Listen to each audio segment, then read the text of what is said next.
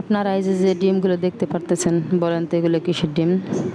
আসসালামু আলাইকুম everyone, welcome back to my channel. কেমন আছেন সবাই? আশা করছি অনেক ভালো আছেন। আমিও আলহামদুলিল্লাহ অনেক ভালো আছি। ভিডিওটি শেষ পর্যন্ত দেখবেন, আশা করছি আপনাদের কাছে অনেক ভালো লাগবে। সকাল সকাল ঘুম থেকে ফজর নামাজ পড়ে উঠে রান্নাবান্না শেষ করেছি। আর রান্নাবান্না শেষ করার পরেই বাচ্চাদের মাদ্রাসা পাঠিয়ে দিয়ে চলে এসেছি আমার বেলকনিতে একটু গাছগুলো দেখার জন্য। গাছগুলোতে ভাবলাম পানি লাগবে কিনা, তাই দেখলাম যখন পানি লাগবে না, এই কারণে এমনিতে একটু ভিডিও করে নিলাম। দেখেন আমার ছোট ছোট গোলাপ ধরেছে গোলাপ গাছে।